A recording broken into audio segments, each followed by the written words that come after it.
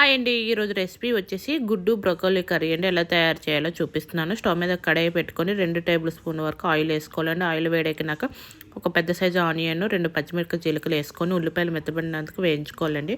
ఉల్లిపాయలు ఇలా మగ్గినాక ఒక 1/2 టీ స్పూన్ అల్లం వెల్లుల్లి పేస్ట్ వేసుకొని పచ్చివాసన పోయిన వేయించుకోవాలండి.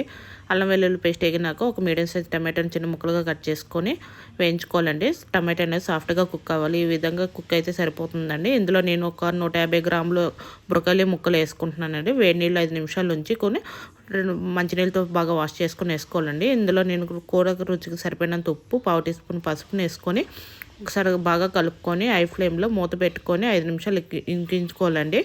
ఇలా మగ్గించుకోవడం వల్ల బ్రొకోలీ నుంచి వాటర్ వస్తుంది కదా, అదంతా ఇంకిపోతుందండి. ఇప్పుడు ఇందులో 1/2 టీ స్పూన్ ధనియా powder, 1/2 teaspoon masala powder, 1 teaspoon కారం వేసుకొని ఒకసారి బాగా కలుపుకొని 150 ml వరకు వాటర్ని యాడ్ చేస్తున్నానండి.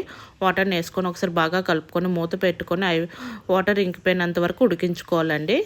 ఈ విధంగా వాటర్ అంతా ఇంకిపోయింది కదండి. ఇప్పుడు ఇందులో 2 గుడ్లు అండి క్రాక్ చేసుకుని వేసుకోవాలి.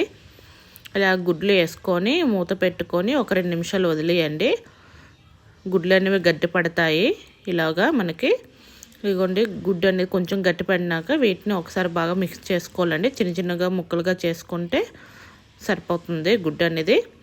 ఈ విధంగా ముక్కలు చేసుకొని నీచు వాసన రాకుండా మీడియం ఫ్లేమ్లో ఒక 5 నిమిషాలు మూత పెట్టుకొని మగ్గించుకుంటే కూర అనేది మనకు రెడీ అయిపోతుందండి. ఇదిగోండి, గుడ్డు అనేది బాగా ఫ్రై అయిపోయింది. ఇప్పుడు బాగా కలుపుకొని స్టవ్ ఆఫ్ చేసుకోవడమేనండి. ఈ కర్రీ అనేది చపాతీలోకి చాలా బాగుంటుంది, రైస్లో కూడా బాగుంటుంది. మీకు నచ్చితే ట్రై చేయండి. ట్రై చేసి ఎలా వచ్చిందో కామెంట్ చేయండి. వీడియో నచ్చితే ఫాలో చేయండి. Thank you for